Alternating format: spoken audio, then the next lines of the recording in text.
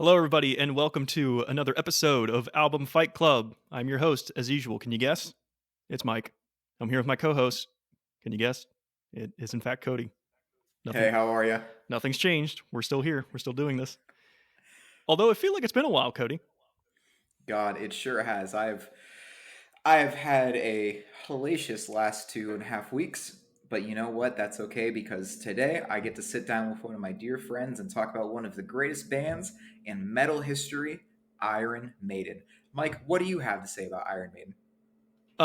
Well, I can agree that they are one of the greats. Obviously, they're one of the greats. They have a discography that proves they're one of the greats, especially when it comes to like the 80s in particular. It's like you can't really mess with Iron Maiden's 80s discography. It's pretty cemented.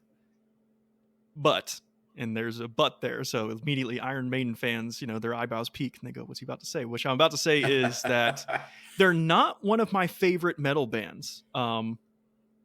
They have made some incredible songs, some metal standards, obviously. One song in particular, which we're going to talk about today, I think is actually one of the greatest metal songs ever written. But when it comes to the whole of Iron Maiden and just like bands I revisit all the time, Maiden's not really in that echelon.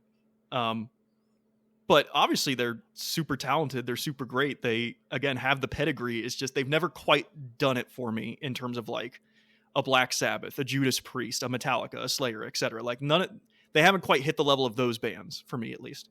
I don't know if you feel the same way. So it's very funny. I had to go down a trip down memory lane once we got to the Numbers of the Beast record, and I looked through my iTunes purchase history. The song "Run to the Hills" was the third thing that I ever purchased on iTunes, which is a very odd memory. But I remember the first time I heard it, I was sitting at a high school basketball game, and my best friend and I were sharing iPod headphones, as you do, the wired ones. Mm-hmm. And the song came on, and it just blew my mind. That level of kind of theatricality mixed with the musicianship of, in my opinion, one of the greatest instrumental bands of all time. And then you add on top of that Bruce Dickinson and his absolutely god tier vocal range. And it just caught me so off guard that I went home and I spent $1.99 on "Run to the Hills," just the song, not the record. Yep. And back when you could buy songs instead of the whole album. Mm-hmm. And listening to it brought me back to a place of childhood joy.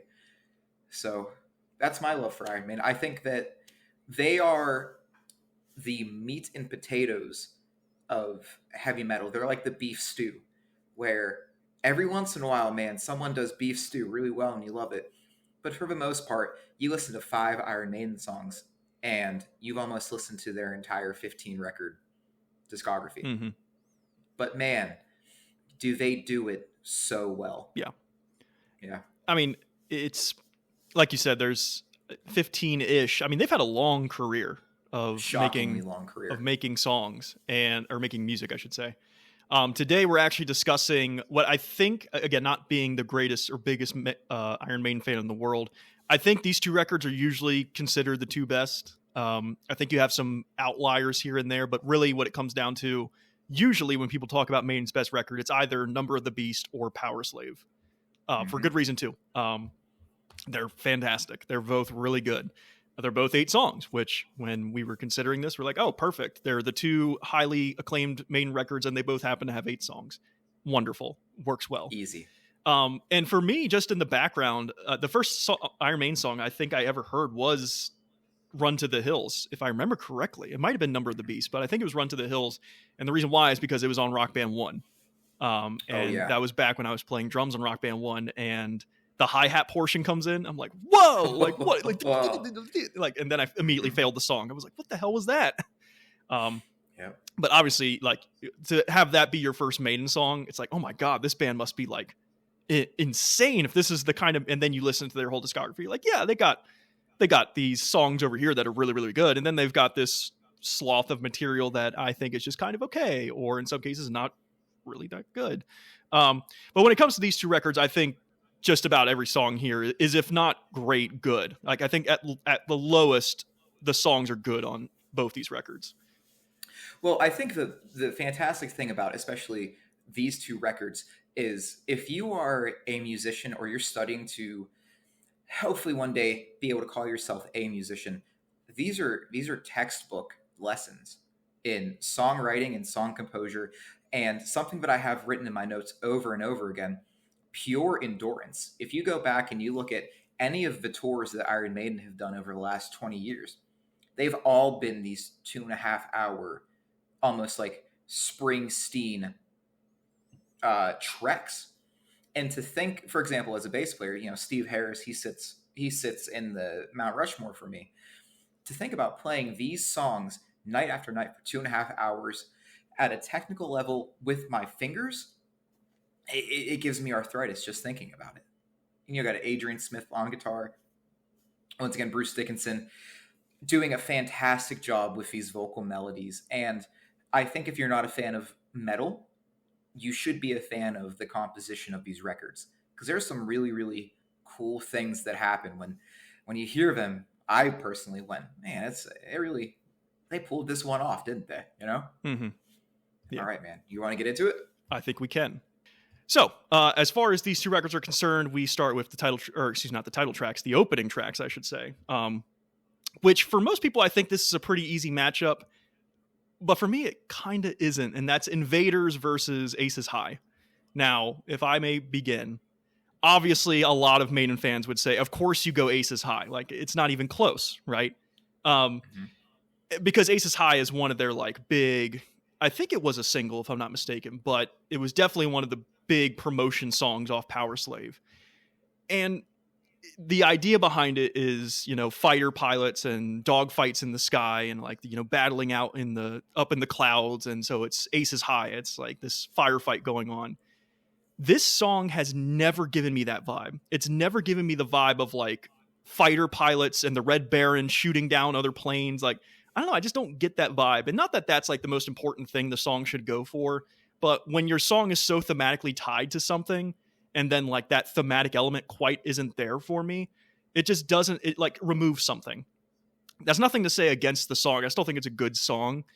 But what I like more about Invaders, especially as an opening track, is it's just as ferocity driven, I think, as Aces High is. You comment on sort of like the drive, the propulsion, the feel of it. I think both songs have that same propulsion.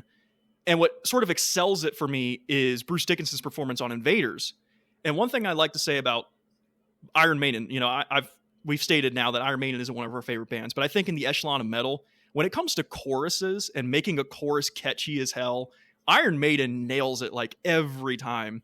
And every time. I mean, I'm going to say it dozens of times when we talk about these songs. Where I'm going to go, that's $1,000 chorus right there. Like, it's just a perfect chorus. And I think Invaders is one of those where like, invade us, like just that thing he does. And then it's just really cool. And it makes me smile more than the chorus of Aces High, which is not a bad chorus, but it's a cool chorus. I like the chorus. But that sort of like cheeky element of Invaders is why I actually give it the edge here. And also because the thematic sort of disconnect I have with Aces High is also why it kind of takes a step down for me. And see, for me, I'm the opposite. I've always loved Aces High. Mm-hmm. Obviously, it's a Maiden standard. But even without it being one of maybe their top 10 songs, I love the dual guitar intro. I love that Steve Harris comes in with these bass chords that are just so big. I think one of the beautiful things about Maiden is their ability to translate this almost like punk rock mentality, this old school kind of like Sex Pistols thing, into these metal-focused songs. Other than that, Invaders is a very, very good song. But for me, a lot of what did Aces High in was, I like the D-beat sections. I like the sections where they do the double stops before and after the guitar solo. And at the end of the day, I think I've always just preferred Aces High more. Invaders is a great song. It's a great opening track. Aces High is in that, like I said, that top 10. And I certainly think you're in the majority vote there. I think the vast majority of Maiden fans would take Aces High over Invaders. I just always felt that disconnect, and like as you mentioned earlier, that Maiden is very like theatrical. They're very cinematic, right? That, we'll get to songs here in a bit that like are very theatrical in nature. They're very thematically like this thing. And so many of their songs just like nail it.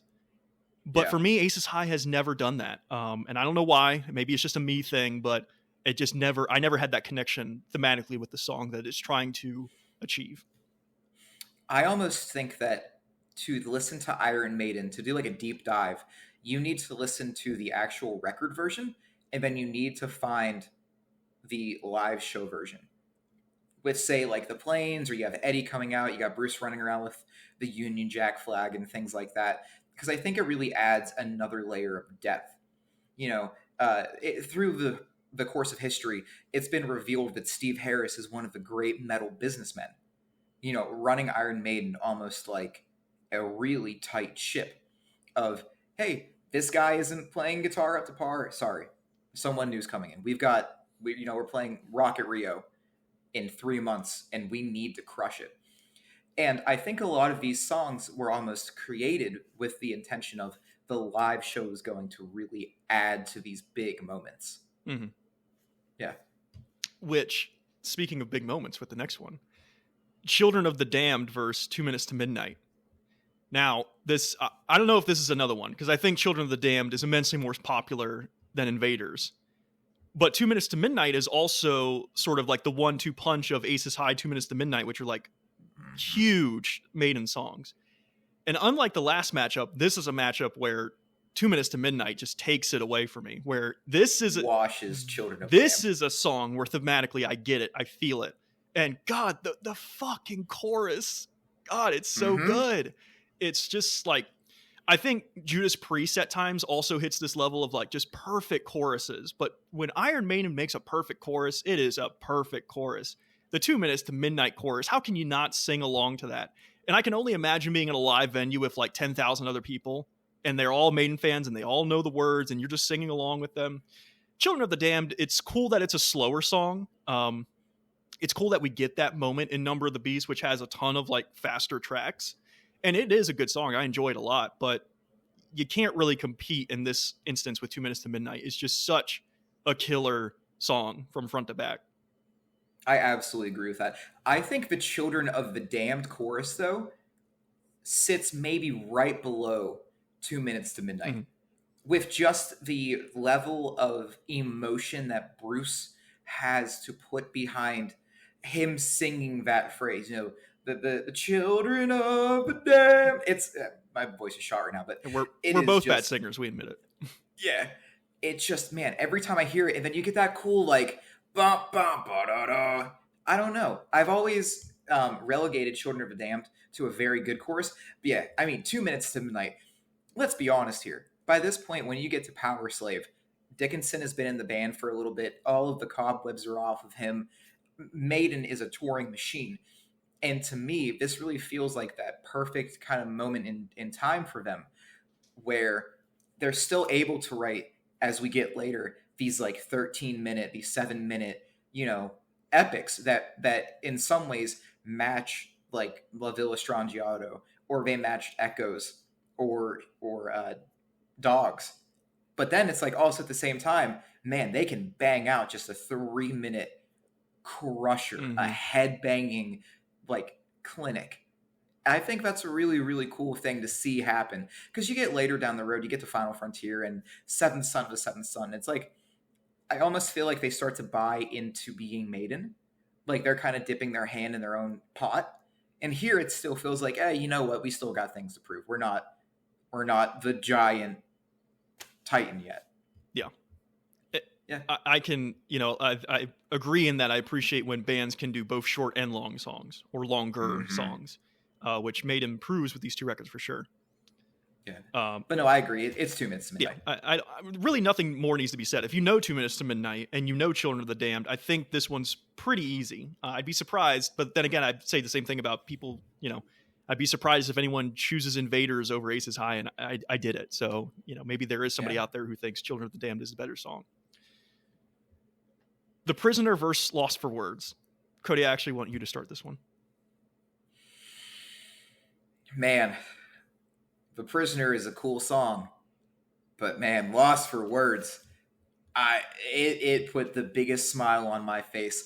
I think it is a bold choice when you have somebody who is as vocally capable as Bruce Dickinson to completely remove him from a song and to let the entire band stretch kind of their legs and just pull out all of the tricks, all of the stops. And what got me so hard on Lost for Words is that during the second phrase of the intro, there's like this cymbal catch thing that whoever is playing the drums is doing, which is a very similar thing that happens on Concubine by Converge, where it's this like, it is within a split second. You hit the cymbal and then you catch it. And it just caught me so off guard because I was like, it's like 1985. Who's throwing these cymbal catches on this Maiden record? I do like that The Prisoner is the first of the matchups that I believe uses that Maiden trick of using some kind of audio to enhance the intro of the song or the tension of a song. The sampled intro. I tell you what is really cool about The Prisoner, something that stood out for me. Did you listen to these with headphones? I do all my listens with headphones. No, I did not. Go back and listen. The kick and the snare on The Prisoner sounds like they were recorded in a cavern. They are just, the mix on it is so big. It's like if someone plugged it into a reverb tank and then plugged that reverb tank into a bigger reverb tank. And I was just like, this is like a Def Leppard drum tone right now on this Maiden record. But the moments that happen in Lost for Words, the triplets that they do with the drums and the bass, that's really cool. All of the leads rip. And something that I said before, and I'll say again, the agility that Iron Maiden has to run these sections at, frankly, very quick tempos. And just to do these little unique, like, lead section, done. Back into it. That really puts Lost for Words over The Prisoner for me. Cody, I only have one thing to say to you. Don't do it. Not a number. I'm a free man. Dude, I love The Prisoner. In fact, I love it more than Lost for Words. And I'll tell you why. I respect that. I'll tell you why. One, you want to talk about $1 million chorus? The Prisoner, that chorus, it gives me chills every time. I'm singing along every time. It's so big. It's so epic. I love when music like gets huge. It's like you imagine them in the studio recording it, and then the studio walls just like fall apart, and then it's like the universe is in front of them, and it sounds like he's singing to the universe. Especially when it's talking about like, I'm not this like I'm a free man, dude. Like I'm my own and it's like so huge. Love it. And here's my thing with Lost for Words. I don't hate it, but it kind of feels like a Call of Cthulhu moment for me. Which, if you recall from Call of Cthulhu, my biggest complaint with that song is that it just feels longer than it should be. I guess this is just a thing with me and instrumental tracks. Instrumental tracks to me have to be, interesting is the wrong word, because I think Lost for Words is interesting. My problem with it's not varied enough. It kind of feels like the same thing over and over and over again. You think about YYZ, which we gushed about on the Rush episode. The reason I think YYZ is so great is because literally every 30 seconds is something completely different. You think about Orion by Metallica, which that whole middle section is just so different. You think about Call of Cthulhu, and my problem there is that it sounds like 7 minutes of the same thing over and over again. Lost for Words kind of falls into that camp for me. Maybe not as much as Call of Cthulhu, but it also is not varied like YYZ is, like Orion is. And for that, it's one of those things where I go, it's cool that they did an instrumental, which is uncommon for Maiden at this point. But it's one where I'm also like, man, if this were 4 minutes long, I'd be all about it. But like, I think it's like 6 minutes, right? It's a little long. Yeah, it's a little too long for me, where The Prisoner gets in and gets out. And you mentioned the sort of like sampled intro. I have no idea what it's from. But it is from, I actually wrote it down because I thought it was interesting. It is from a 1967 movie called The Prisoner. Oh, there you go.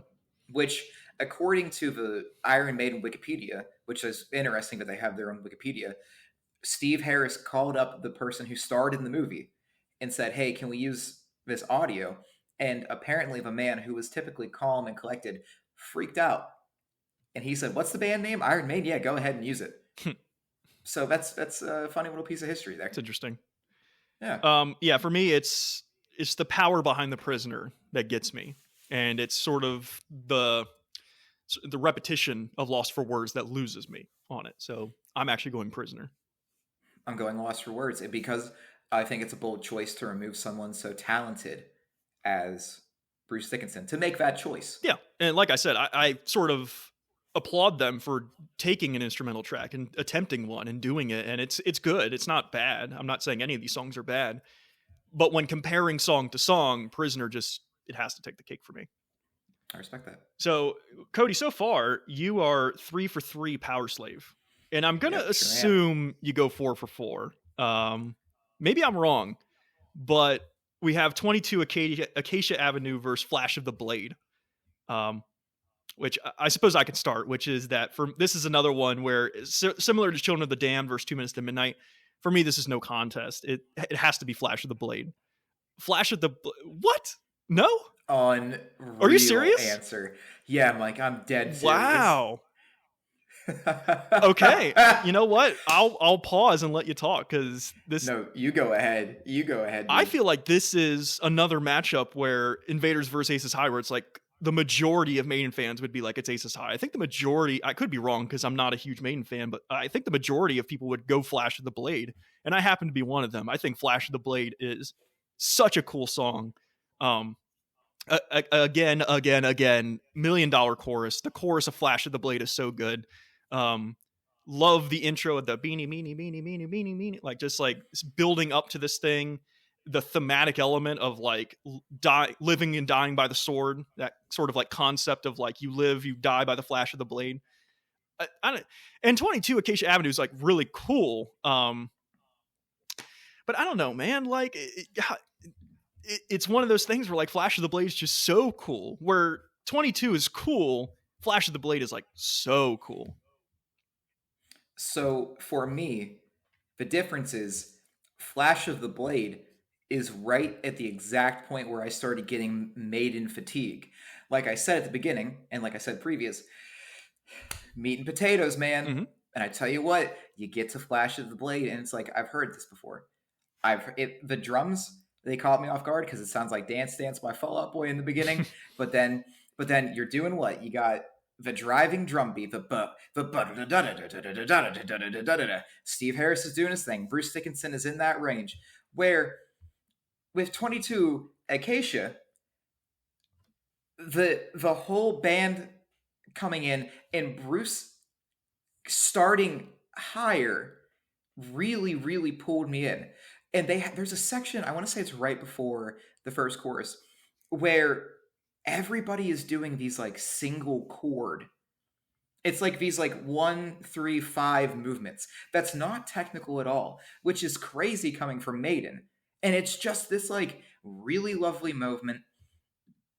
I think that there are some amazing drumming choices. The cymbal stops are cool, and halfway through, dude, you get those military style drums, and it's like one of those moments where it's like I said about the meat and potatoes beef stew thing, man, they're pulling it out. They're doing something different, and it hit me so hard on the turnaround that when it gets to the ending with the gallops, I was like, fuck yes, dude. This isn't just Maiden with the songwriting structure. Flash of the Blade is a good song, but it's just a good Maiden song. For me, 22 Acacia Avenue is a very, very good standalone track. I don't know. Like, I respect your decision here. Aces High to me feels like what you just said about Flash of the Blade, which is like it's a good Maiden song, but it's like it doesn't quite hit that like it's a great metal song for me. Where I think Maiden fans would say Flash of the Blade and Aces High are great metal songs, not just great Maiden songs. Flash of the Blade is that for me, where it's not only a great Maiden song, it's a great metal song. And it is beef stew or, whatever sort of food analogy we want to throw at it. Yeah. But it's one of those moments where it's that sort of like, man, I'm craving beef stew right now. What am I going to get? Oh, Flash of the Blade? Yeah, I'll listen to that because I know it's fantastic. Which is nothing against 22. I like 22, and I really find it interesting how they start 22 with that. It doesn't sound like Maiden in the first like minute. It is Yeah. wild. His voice, it's crazy because you're so used to hearing Bruce Dickinson do that full body vibrato Mm-hmm. deal where he's reaching for the sky, man. And to hear him like come down and to just have this like weird whispery kind Yeah. of thing going on, it's like it caught me so off guard because like you said, Maiden has classic choruses, but they also have this ability to just, man, they start a song and you are enthralled. Like it's going to happen on a song soon, Oh, where it's like the intro ends and the song starts, and you almost want to stand up because you're like, it's too yeah. good. I don't know if this analogy is going to make any sense, but in old Disney movies where they would like, I'm talking like Cinderella, Sleeping Beauty era, where like they would Mm-hmm. pan in on a live action book and there would be a narrator and like the book would open, and that's Oh, what 22 feels like to me, where it's like you look at a live mm-hmm. action book and as the book is slowly opening, that's that Bruce narration coming in. That analogy is kind of, I don't know if that makes any sense, but that's just what it feels like to me, which also is kind of cool because it's not It something you does. expect. It's not something you see coming. It starts and you're like, oh, this is different. It's interesting.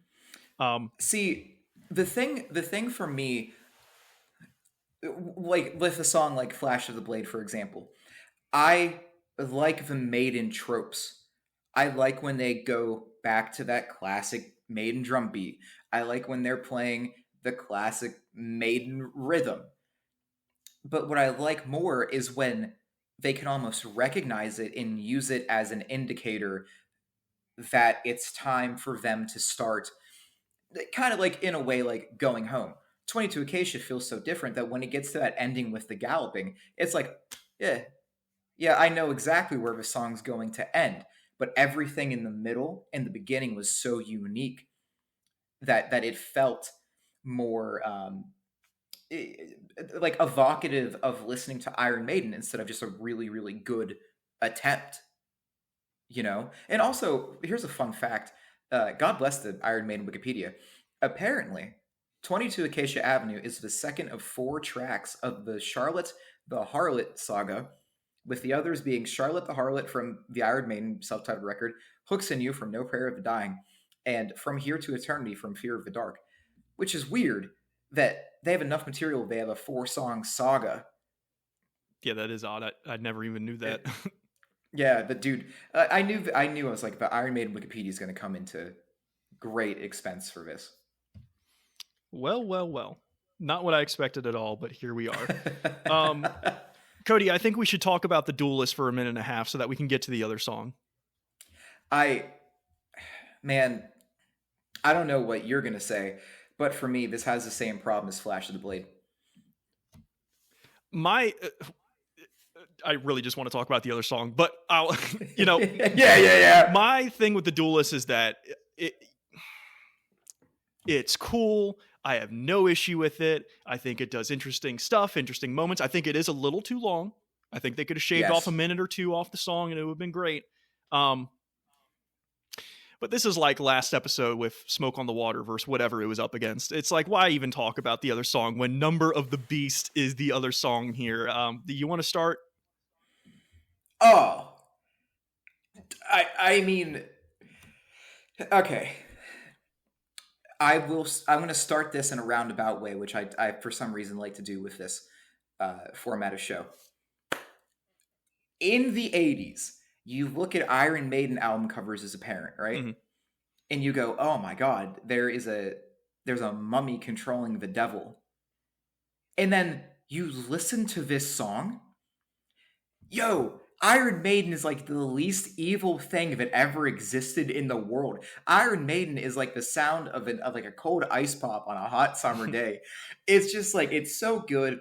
It's goofy every single time, but it's not goofy in like an awful way. It's goofy in like earnest, scared, stupid, where it's like we're in on the joke. You got Vincent Price, dude, the legend himself. Vincent Price coming in with the classic intro. Yeah. reaching that gravelly voice down with a little bit of echo. And then what happens? You think it's going to be like, Am I Evil by King Diamond? No, dude. They're playing like the soundtrack to Disney's Soarin'. And then you get Bruce Dickinson coming in, like whisper singing like he's Steve Perry from Journey, into one of the most underrated parts of any song in history. That fucking scream he does. Yeah. Oh, it's God tier. S tier. Perfect song. Holy shit. It's moments like this where it's like you look at, say, like Pantera. Pantera was way too serious for their own good sometimes. Domination fucks, walk hits, way too serious. You look at Iron Maiden. Yeah, man, our mascot's a mummy. Our singer flies our plane. It's just so absolutely ridiculous in its attempt.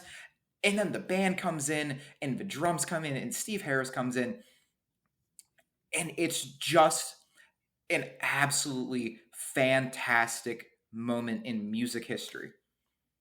And I don't think there's anything that you couldn't say about Number of the Beast that you couldn't say about, like, for example, Hotel California. It's iconic. It's immediately recognizable. It exists in the Rolodex of things that you pull out when you go to a party and someone is like, "Oh, here's a guitar," and it's like, "No, dude, I don't want to hear Wonderwall. I'd rather hear somebody do that cool." It's fantastic and truly something that I think is awe-inspiring in its sheer completion. Let him who hath understanding reckon the number of the beast. Oh, it's so good. I mentioned early in the episode that I think one of the songs here is one of the greatest metal songs of all time. This is it. It's so good from front to back. You've already mentioned the intro, which is just like and I don't know if you listen on the headphones, this is different. On the Spotify version of Number on the Beast, because that's where I listen to most of my music, it's so quiet. That intro is so like quiet. It's like here and the song's here, right? And so like it's one of those Ghosts of War moment from Slayer where you're like, God, that's a really quiet intro, and you turn it up and then boom. But the thing with Number of the Beast is that it's just a guitar. It's the and for one, coming in with that as opposed to like the Ghost of War idea of like coming in with everything, it's just like, let's just come in subtly. Might be, in fact, it probably is my favorite Bruce Dickinson vocal performance of all time, is this song. Something about the way he approaches this song and just the way his voice sounds. You mentioned the scream, but just through the whole thing, the way he says, 666, the number of the beast, like just the way he does it, it's so perfect. There's no other way it could have been sung than how he did it. You go. Sorry. It's crazy to me that somehow throughout time, maybe in like the late 90s to the early 2000s, metal got relegated to this like talentless, it's just aggressive music. And it's like, how can you fucking listen to this and tell me this takes no talent? You could translate what Bruce Dickinson is doing to a large range Broadway show. Yeah. And it's the exact same thing. The level of vocal control, the level of understanding of your instrument, and the endurance and dexterity it takes to play these songs. How can you think that there's no talent? And how can you think that there's no passion? That's always the thing that gets me, is like, you talk to people and they're like, "Oh, it's so angry." It's like, dude, you listen to the song? The fucking Wiggles could have written this song. That's how amazing it is that it's been translated, or that it came from Iron Maiden, because if you take the lyrics out and you take Bruce Dickinson, talking about Number of the Beast, it's a perfect song, even without the lyrics. And, the topic of Number of the Beast, how like it's so satanic, it's so, devilish. And yet you listen to the song and it kind of sounds like a pop song at points. Exactly. Like it's so up tempo. It's so like high note. And the thing about the vocalist too, like in metal, so many great vocalists, so many talent. Like you think of Bruce, you think of Rob Halford, you think of Ronnie James Dio, these guys who are like in metal, and yet they're some of the most powerful vocalists of the 80s, 90s, etc. It's Master of Puppets level, it's War Pigs level, it's that level of like, this is literally perfect. And when humanity is over and the next species takes and finds our relics, they'll find somehow, maybe, I don't know, maybe they won't, but they'll find these songs and go like, okay, this is something. And this is the kind of song that will make metal exist after us. Yes. Invaders, no, probably not. Number of the Beast, yeah, probably. If they hear that, they'll probably go like, okay, this thing, whatever this thing is, it's amazing. It's perfect. Perfect. Yeah. I mean, the Duelist, that's cool, whatever. Yeah, it's fine, but like it's Iron Maiden, but like this is Number of the fucking Beast. That's a great point though. Where Duelist, I listen to it and I go, yeah, it's Maiden. It's good, it's Maiden. I listen to Number of the Beast and I go, Jesus, like this is beyond Maiden. This is top 10 metal things ever composed. Ever. Yeah. So then we move past I think the echelon of all Maiden. I don't know if I said it, but Number of the Beast is by far and away my favorite Maiden song. It's not even close. But then we get to Run to the Hills versus Back in the Village. And if I may, Cody, I want to play a little game with you. It's called Who Said This Quote? I'm going to read you a quote I have, and I want you to guess who said it. And is it between us? I don't want to spoil it. I just want to find the quote. And I know that's asking a lot, but I just want to read this quote to you. Quote, "It's important to look at the thought process and try to adapt it to other songs. Like, for example, if I never have to hear Run to the Hills by Iron Maiden ever again," there's a pause. "I love Iron Maiden. I don't think I'd be okay, but maybe if I hadn't heard Paranoid for, say, 2 or 3 months, and I heard that riff start up again, immediately I would feel like a child." End quote. Wasn't that me? That was you. On the Black Sabbath episode, when I made the comment that a guy on Thralls of Metal said, "Paranoid is the greatest metal song I never need to hear again." And your response to that was that quote where you call out Run to the Hills by Iron Maiden. And I don't know if you remember what I said after you said that quote, but it was something similar to, watch it. Those are fighting words. Because Run to the Hills is... Okay. Obviously, I don't recall saying this, but apparently, I guess I go did. check the tape. It's there. I believe you. I don't think you would psyop me on the Run to the Hills thing. Okay, listen. I guess I was wrong then, because Run to the fucking it's immediately back to back. Oh yeah, two of the greatest songs ever written. Yeah. As I stated at the beginning of the episode, Run to the Hills was like the 3rd thing I ever bought on iTunes. And it still carries so well. Every single thing about the song. In my notes, I have classic. Period. That's literally the only thing I have written in my notes. Yeah. And what's funny about it, we talk about the thematic element, which is this sort of like... just the slaughter of the Indian people by the white Europeans who were crossing into the West, right? And so this concept of like run to the hills, like we're doomed, it's over, like we can't thematically it hits for me. And it doesn't sound like that's what the song's about. When I first heard it, I'm like, Run to the Hills, and I wonder what that is. And then I read the lyrics, I'm like, oh, that's what it is. But now having heard the song hundreds and hundreds of times, I'm like, it's so thematically resonant. Especially going the back, which I think this is happening, was the back and forth perspective of the Native Americans, then the white men, then the Native American, and the chorus, $1 million chorus again on 2 albums that have $5 million choruses each. They come up with Run to the Hills, and it's like, God, it's just a perfect chorus for the song. I like the guitar solo a lot. It's short, but it's frenetic. And then insane guitar and then solo. After the guitar solo, it's just a and then just Bruce going, hey, and getting higher. Oh, it's so good. And then, I think it's a cliche in rock music and some metal music to do the whole big band outro where everyone's just hitting their guitar, hitting the drums, cymbal it everywhere. But man, does it work for this song. And it works for this song because Bruce does the run for your life and then just keeps going and going. And the fact that everyone's just kind of hitting notes, it's so good. Yeah. Will you read that quote to me again? Because I'm trying to think exactly I'm trying to think if I was insulting Run to the Hills or if I was insulting Paranoid. So what you were saying is, and again, I think you just came up with a song off the top of your head and it happened to be Run to the Hills. Yeah. You basically said, if I never have to hear Run to the Hills again by Iron Maiden, I don't think I'd be okay. Meaning that, like, so what I was saying was, it's, Paranoid is the greatest metal song I never have to hear again, which is sort of, I'm kind of in agreement with that. Your response to that was, if I have to live in that world without Paranoid, I'm going to be upset because I love that riff so much. And so you're saying, in contrast to something like Run to the Hills, where, like, if I don't have to hear Run to the Hills again, I think I'd be okay. Although you catch yourself in the quote and say, I don't know if I would be okay. But I think that's where your thought process was going until you caught yourself. I want to say what I was trying to communicate was, if I didn't ever have to hear Paranoid again, I would be okay. Now, something like Run to the Hills, I wouldn't be. I think that's what I was trying, because I'm trying to remember that point. But yes, Run to the Hills is a fundamentally perfect song, back to back with another perfect song. Now, the question is, how do you feel about Back in the Village? Oh yeah, that other song?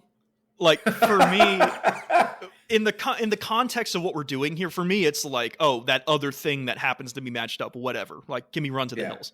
On its own, however, it's, I'm sorry to say, it's kind of forgettable. Like, I'm struggling to even think about what happened in Back in the Village, because the songs that follow it, I think, are really good. Crazy. Yeah. And so you get to Back in the Village, which is kind of the halfway point of the second half, and you're like, what? Can we move? The Duelist was too long. This is kind of just like dull drum. It's kind of boring. Which I don't want to, insult Maiden by saying this song's whatever and it's boring, and I don't. But if there's a song here where I struggle to think about anything about it, it's Back in the Village. This is what I was saying about the meat and potatoes thing. It's an Iron Maiden song. I bet if I went into Chat GPT right now and said, write me a Maiden song, it would pull like from that, it'd pull from a Duelist, it'd pull from a song off Killers. It'd be like, here you go. Yeah. Guy goes real high vocally, the drums are galloping, bass does like a walk-up thing every once in a while, and then there's a solo. Yeah. If there was an algorithm that created a stereotypical Maiden song, I deign to think it would sound like Back in the Village. Like, it probably sounds very similar. I don't think it would sound like Number of the Beast. I don't think it would sound like Run to the Hills, which speaks to the quality of those songs. Yeah. So I will admit there is a section in Back in the Village. It's like right after the first guitar solo. The drums and the rhythm section, so the drums, the bass, and the rhythm guitar, they are playing like Slayer level of fast. But it doesn't sound like it, because it's not that just like kick snare thing. Mm-hmm. It's like someone's doing these like cymbal hits that are blistering. And it's wild to me, because I was listening to it and I was like, whoa, someone just picked up. Someone's doing like 18th notes right now. Where did this come from? Well, a guitar is like, beautifully soloing over top. But that caught me off guard, because I was like, man, they're already going quick. They're keeping a runner's tempo. And now it's like, oh, hit the gas a little. Right. Yeah. Yeah, it's not bad. It's just not really anything that strikes me in any sort of way. Just kind of exists on Powerslave. Yep. I'm curious to hear about this next matchup. From my perspective? Yeah. It's sort of what just happened with Run to the Hills, Back in the Village, except it's the flip now, which is we get to Gangland, and I go, man, you were preceded by two incredible songs, and we get you. And again, I'm not trying to shit on Iron Maiden songs here, but like, what is Gangland in the shadow of Number of the Beast and Run to the Hills? It's kind of nothing, honestly. It's just kind of there. Whereas Powerslave, it's the inverse of, we get the Duelists, we get Back in the Village. I hope these nods are agreement, Cody, but we'll get to you. We'll get the Duelists. We get the Duelists. We get Back in the Village, and I'm like, man, can you do anything exciting now? Am I just going to hear the rest of this record and get nothing? And then we get Powerslave, and we get that sort of like metal take on Egyptian sort of musicality of that. And I'm like, oh, okay. For me, Powerslave is doing a lot interesting where Back in the Village wasn't. I think it sort of like strikes the iron hot. I like what it's talking about. I like the performances throughout the whole thing. the best way to boil down this matchup to me is Powerslave is more memorable than Gangland is, personally. And Gangland really suffers where it's placed, I think. I'm going to have to almost entirely disagree with you. Wow. Okay. Powerslave. Powerslave is a good song. I love the little Egyptian flair. I like when Bruce sings, "Tell me why I had to be a power slave." That's a wild line, man. Yeah. The instrumental section is really cool. But dude, Gangland hit, and it hit that right beautiful middle mark of like Judas Priest and Deep Purple worship, and having just listened to Lazy for like 17 hours while doing the Machine Head episode, I was just fucking giddy. Oh my God. This is the song that where whoever's playing drums, he is railing this cymbal. He is riding this cymbal like a $2 fucking pony, man. He is killing this cymbal. Powerslave is a good song. No reason it had to be 7 minutes. Not a single reason. Okay, I could agree with that. Because we're about to get into like War and Peace level song we're about length. to get into Paradise Lost. Yeah, we are. And Gangland, dude, just came out of nowhere. And at the end, Bruce Dickinson, when you think this poor man's got to be worn out from recording these songs, right? He just hits like eagle screech level of vocals. He's like high, and then it's like, can you go higher? Then he's like higher, and it's like, oh, he's still going, and he just does this like final like it's crazy. It's like a Cessna going off, dude. Okay, let me ask you this, Cody. Between Number of the Beast, Run to the Hills, and Gangland, which of these songs is the best? That's such a fucking cop out. No, it's not. Answer the question. Between Number of the Beast, Run to the Hills, and why is it cop out? If you say it's cop out, why is it cop out? What does that have to do with the matchup that is currently happening? It's about the structure. It's not just the song, Cody. It's where it's placed on the record. It's what it means to the record. It's where it follows two of arguably the two best Maiden songs. Definitely Number of the Beast, I think, is number one. Run to the Hills, I could see the argument that it's number two. And then you just get, I'm sorry, a track that just doesn't impress like the last two did. Now, again, in the context of Powerslave versus Gangland, you know, you can say Gangland is better. That's fine. My issue is I don't really think Gangland is that impressive at all on its own. I think it kind of just like meanders into Number of the Beast, the record, after these two songs. And you're like, oh, who are you? And they go, I'm Gangland. I'm like, well, that's cool. But have you seen these two guys? Have you seen these two over here? Because they're showing you up, man. They are like, the drum intro is cool to Gangland. Like, I'll give you that. But like, man, you follow Number of the, like, nothing can really follow Number of the Beast. And Run to the Hills follows it. And like Run to the Hills is not as good, but like it follows it. And I'm like, man, how'd you do that? How'd you pull that off? Right. But yeah, I mean, you have to put something after the Mona Lisa. Sure you do. Yeah, I get that. But what's impressive to me is that they follow up their best song with like their second best song. And then can they do their third best song? No, they get like their 55th best song to follow up. Like, it's one of those things. And maybe 55th is right. I'm not a huge Maiden fan. Again, I don't really know. Yeah. But I'm just throwing out numbers here, and I'm saying that like, man, Gangland is. I don't think it's a B-side track. I won't go that far that it like shouldn't be here. But like, man, you have to pull your weight after those two showed up. It's like coming after Ali and Tyson, and then this like lightweight 18-year-old boxer walks into the ring. It's like, who are you? Like, what are you doing here? That's fair. I see your perspective. Yeah. Whereas Powerslave is the inverse, for at least for me, where it's like we just had two 18-year-old boxers come in, and now I'm not saying Ali or Tyson come in, but somebody who's a heavyweight comes in here. It's like, okay, thank God, you know, somebody interesting comes in. But I don't know, man. So you're definitely going Gangland. I'm definitely staying Gangland. All right, and I'm definitely staying Powerslave, which leads to my interest in the final matchup here. Hallowed Be Thy Name versus Rime of the Ancient Mariner, which we've already alluded to many times. Rime of the Ancient Mariner is, God, what a long song. And it's not long in the way like Dogs is long. Or Dogs is a long song, but man, does dude. Dogs like own its time. Rime of the Ancient Mariner for me, it's like it's a maiden epic. And a maiden epic to me isn't quite so epic, if I could be so bold. Oh, you're out of your fucking No, mind. dude, no. Dude, Mike, you're out of your mind, man. Are you gonna say that Hallowed is not as good as Rhyme? That's exactly what I'm Cody, saying get the here. Fuck out of here, Cody. Get the fuck out of here. Oh my god. No, you're the lunatic. Holy shit. No, dude, what are you talking about? What do you mean, what am I talking about? They wrote the Odyssey with Rime of the Ancient Mariner. I mean, they literally took the story. Yeah, he wrote perfect song. Oh, get the fuck out of here, Cody. A perfect maiden song. Oh my god. Perfect maiden song. No, because here's why. All right, you want to pull the whole package in? Think about seeing this live.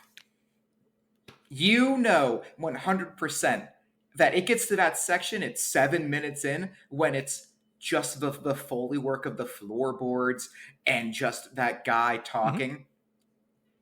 Mm-hmm. Insane. That would be insane to see live. They do my favorite thing that Iron Maiden does, especially it's like translates so well in Rime of the Ancient Mariner. They do it well with Hallowed Be Thy Name too.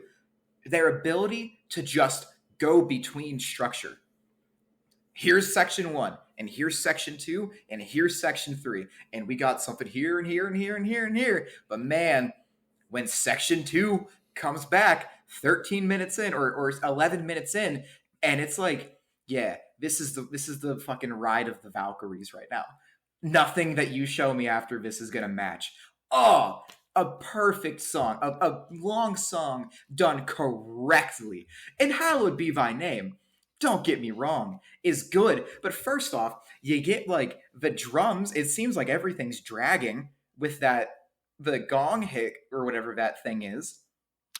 They do it, and then it's like, okay, we're dragging. Why are we dragging? I'm sorry, you're Iron fucking Maiden. The song that I have to listen to immediately after this is 13 minutes of pure metal epicness. Okay, look. Right, I feel like I've said this 100 times. I feel like I've repeated myself 100 times, which is Rime is not a bad song. I like Rime of the Ancient Mariner. But, you bring up that middle section with like the floorboards and just the guy talking, and it's cool, like thematically. It's very like cinematic in nature. I can see what's happening here. But I think of like the epics. This is a 13-minute song. Like, it's an epic, right? It's not Number of the Beast. It's not 5 minutes. This is 13 minutes. And they go into this thing knowing it's going to, that it's going to be 13 minutes. So it's like, you better pull out all the stops, because I could present like 13-minute songs that are like epic, right? I think of Dogs. Dogs is in 13 minutes, but like that sort of like level of like, holy shit, do they pull out everything? And like the whole thing is amazing and interesting. And I think of Rime of the Ancient Mariner at 13 minutes, and I go like, I like the first section. How long is it? Like 7 minutes long? Okay, that's interesting. Oh, that's interesting. It's a long time. Yeah. Then we get to the middle section. I'm like, this is cool. And then we get to the final section. I'm like, this is also cool, but like focusing on that first section, right? 7 minutes of that first section. If let's take a sort of equation here and just cut that first 7 minutes out. If you just take that 7 minutes, would it be a good Maiden song? If it was just that first section on its own? Probably not. It'd probably be, I'd probably go serviceable. Yeah, it would be good. It would be a gangland probably. It would be, like you said, it would be serviceable, right? That middle section on its own, whatever, right? But together, cool. So there's this structure of like all these things come together and make a cool song. For me, they don't make like a cinematically great song though. You know what does though? Hallowed Be Thy Name does. Because what happens on Hallowed Be Thy Name is, for one, you get what I think is like tubular bells, or just a sample of like, I don't think it's a gong. It's probably like some church bell or some tubular bell. Like, but just like that comes first. And like, you just get this like immediate image, or at least I do, of like fog or smoke. And it's like dark and the moon's up high, and there's this dude in his cell who tomorrow he's going to be hung at the neck to kill. And like, it's so like immediate in its image. And I do, there is this like dragging sort of thing going on, which is very odd. I'm not sure why they did that, but I can only assume Right. that Maiden knew they were doing that. I don't think they were like novice enough to not recognize that was there and then put it on the record and be like, oh shit, we forgot to like fix that. I think they're doing it for a reason. Now, what that reason is, I'm not entirely sure. But what this song achieves cinematically, right? I'm waiting in my cold cell when the bells begin to chime. Like, I'm there, right? I am there in the moment that is being talked about. And so from that, we get all the sort of meanderings of that, and then build, and then the band comes in. Just like the sort of like chug of the band, like the chug of the train rolling, and the riff, dude, the like that's sick. It's awesome. And then, we get the boom, like the Bruce singing by himself moment, and then boom, and then Bruce singing by, man, that back and forth is so cool, dude. And just what it really boils down to is the cinematic nature of it, the sort of like imagery I get from it. And I think it just has really cool moments that any other band, they probably would have put a drum and like guitar. They probably would have continued the riff behind Bruce doing that moment of singing where the band cuts out instead. I think it showcases how good of a band Maiden was to know that's what they needed to do there, right? Let's not play. Let's cut out and give Bruce the spotlight. And then come back in and give it to him, and come back in and give it to him, right? That's what makes a great band. Being able to see that, hey, we don't all need to be here at all times, right? Lost for Words is another moment where like Bruce was like, hey, I don't need to be on this one, right? You guys are good enough to do it on your own. I think they recognize Bruce is good enough to be on his own, and we can like excel in this. It just has so many good moments. Whereas Rhyme has good moments, but just kind of like also has kind of whatever moments for me. The idea it's a perfect song. No way. Yeah, Hallowed, Mike, no. Hallowed be thy name. They turn into Tool. There's a section. I wrote it down. Hold on. Where is it? I didn't write it down. But Hallowed be thy name is more perfect than, I don't think Hallowed is a perfect song, but I think it's more perfect than Rhyme is. I have to disagree. Man, wow. Not at all what I mean, I don't know. Not at all what I was expecting. Mike, there's a section. There's literally a moment in Rime of the Ancient Mariner where Iron Maiden calls Tool's number 10 years, 20 years before Tool even happens, which is awesome. Because it's like you hear it, and that's something that isn't represented anywhere else on Powerslave. I very much see your point with Hallowed Be Thy Name, but as like a cinematic person, I think Rhyme does the cinematic thing better. The best Rhyme does cinematically is that moment where it gets quiet at the 7-minute mark. Like, that's really cool that they did that. But what the beginning, like the first 7 minutes feels like, is just, let's do a narratively driven story behind music. Like, it doesn't feel cinematic to me. It doesn't feel like 2112. It doesn't feel like a lot of Animals does, right? Those are albums which achieve cinematic concept album level of like progressive songwriting. This feels very much like a prog song. But in the moments where it's not proggy, it doesn't feel like a prog song, if that makes any sense. The first 6-7 minutes doesn't feel like a prog song, and then all of a sudden it is one. You know what I mean? Yeah. And so for that, like, Rhyme kind of falls back for me, where Hallowed Be Thy Name's not trying to be a prog song, I don't think. It's very straightforward. The whole thing, throughout the whole thing, sounds like the whole thing. But it's also achieving more of what it's trying to do, in my opinion. Which I'm not trying to persuade you, Cody. I'm just saying that, I am a little shocked that you would think Rhyme is better, but man, Hallowed Be Thy Name, I think, is a great closing too. And also another thing too is that I mentioned earlier, you get Number of the Beast, best Maiden song. You get Run to the Hills, like arguably second best. Like they followed up with a banger.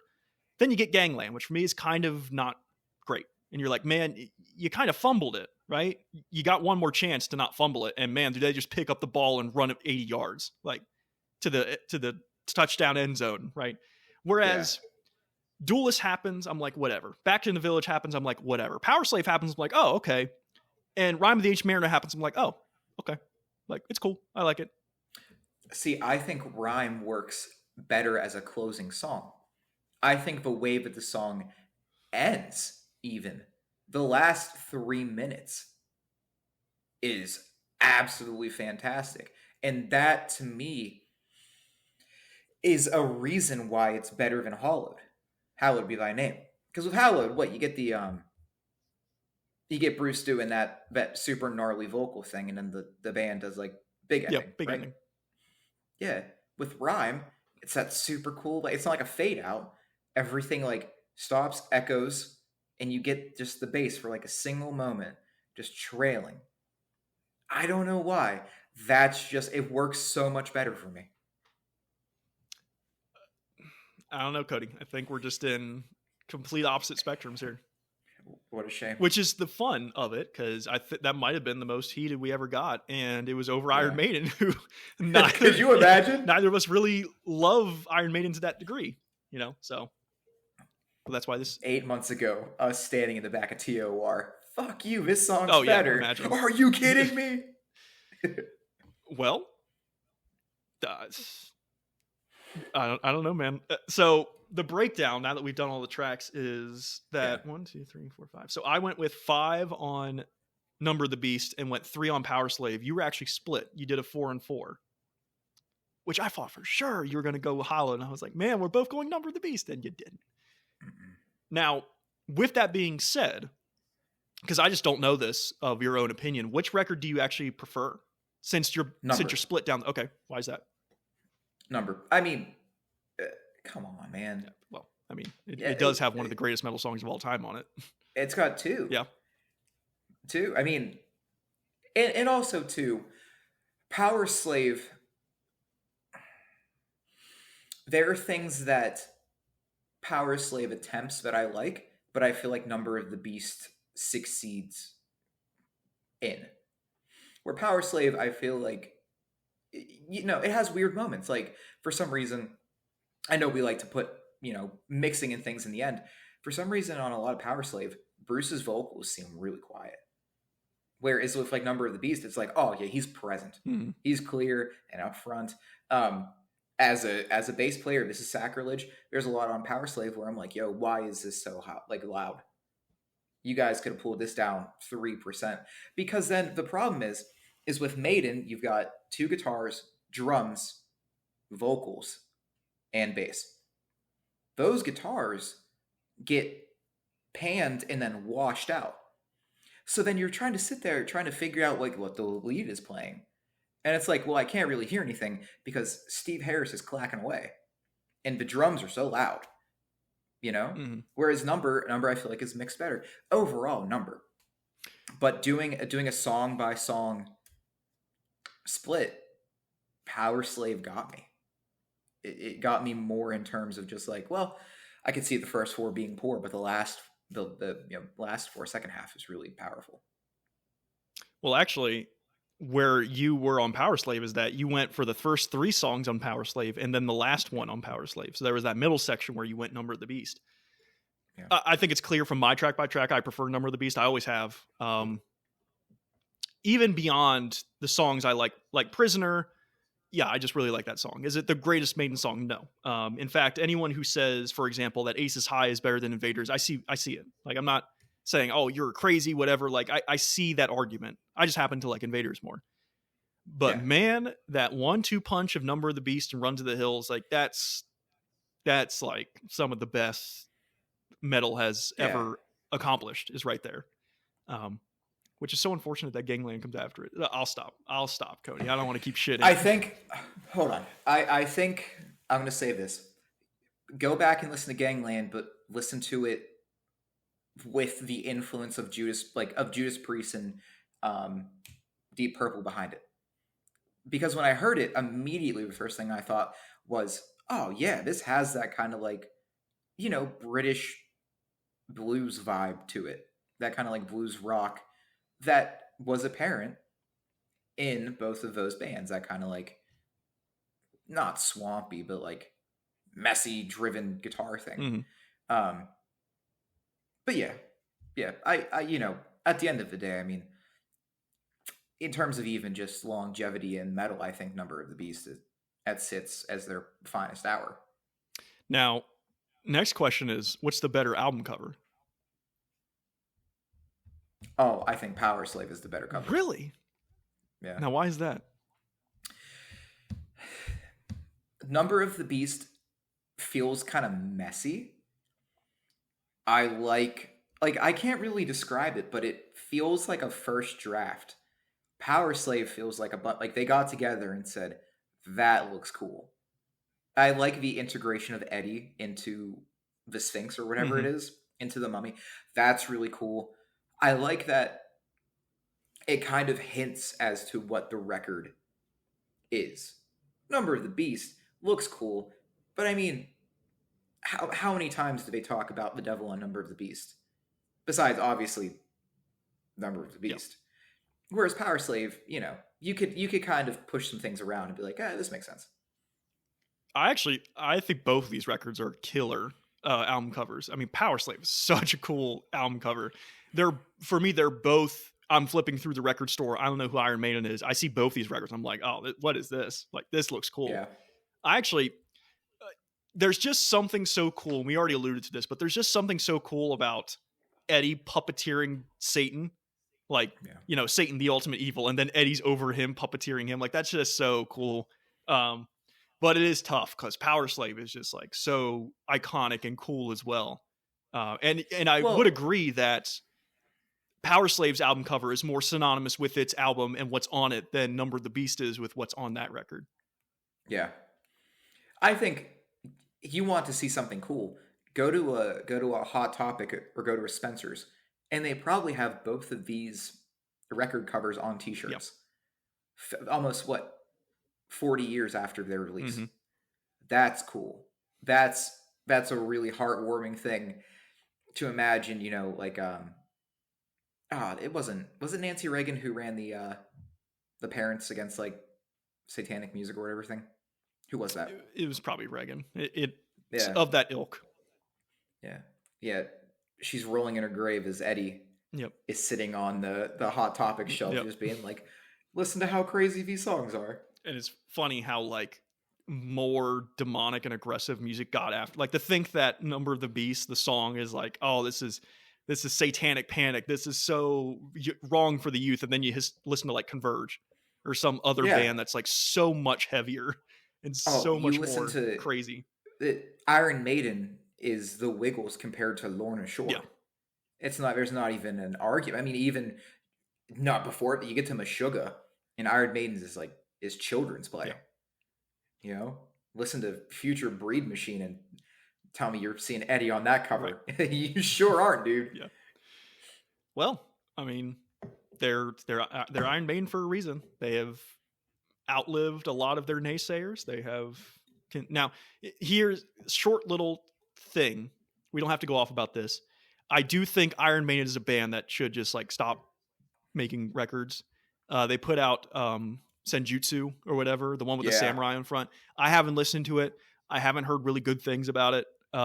Maybe I'm wrong. Maybe it's great. I don't know. But they feel like a band that probably should stop. Like Judas Priest is still making music, and I think they should probably stop too. It's one of those things where it's like, okay, you guys, like, you did the thing. You've got such a legacy. Like, just do a farewell tour and just stop. Like, you're going to keep making money. It's not like, I don't know. Like, I really don't understand why. I mean, I do understand why bands keep going, but also at a point, it's like, just stop making music. Yeah. I think at the end of the day, it's very much the double-edged sword of it is amazing that they have managed to last as long as they have. But it's also at the same time, like, you got Bruce Dickinson's got to be 75 now. Yep. Every day you're walking closer to the sun, man. Just enjoy it. You got your roses. You did the thing. Everybody in that band did the thing. Go home. Just hang out with your kids. Ride off into the sunset. That's it. That's all you need to do. We don't need I forget the name of the record, but the last Iron Maiden record has it's like a 24-minute like almost Allman Brother live at Fillmore East level of jam, and it's like, why? Yeah. You guys are now ancient.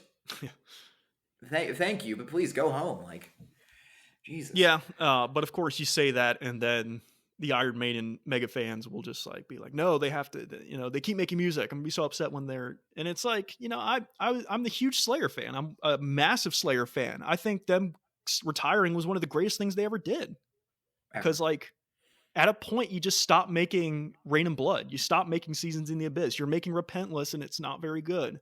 From what I heard, you're making Senjutsu, and it's not very good. Look at the Rolling Stones. Yeah, well, just how they even function on stage is beyond me. Thank you. You guys changed history. Go home. Yeah. We no one needs to see Mick Jagger on stage anymore, man. I mean, Keith, stop taking up the time at these venues. You haven't released anything of worth in now 40 years. Yeah. I mean, Keith Richards looks like a zombie. Like, he looks like he's 120 on stage. God bless him, man. I couldn't do it. I would give up. I'd go curl up in a corner and wither away if I were Keith Richards. Pretty much. Yeah. But there's the thing. We talked about a band that neither of us are very like adoring over, which I don't know if that's happened yet, because I think at least one of us, if not both of us, adore each band we've talked about at this point. Yeah. Well, I don't know. Do you adore Deep Purple? No, but they were very instrumental to me as a young man. Yeah. So being able to kind of walk down a road I'd been before, but in different shoes, right, was rewarding. Yeah. No, I got a lot of Deep Purple, whereas this, like, I'm going to keep hearing Number of the Beast. I'm going to keep listening to it, but I'm not driven to like put Powerslave in my constant rotation. Yeah. But that it's just our opinions. We're just doing the thing. Yeah. Which, speaking of, we're going to keep doing the thing. So thank you, Cody. We sure are. Thank you for being here. Mike, I just want to say this real quick. Every single episode, I enjoy bickering with you. Oh, I love arguing with you, Cody. It's my favorite thing. It's very nice. I look forward to it all the time. This. Same. Yeah. Well, we're going to keep doing it, I'm sure. But until the next time we do it, thank you for listening. Hope you have a wonderful, however long it's going to be until we get the next one out.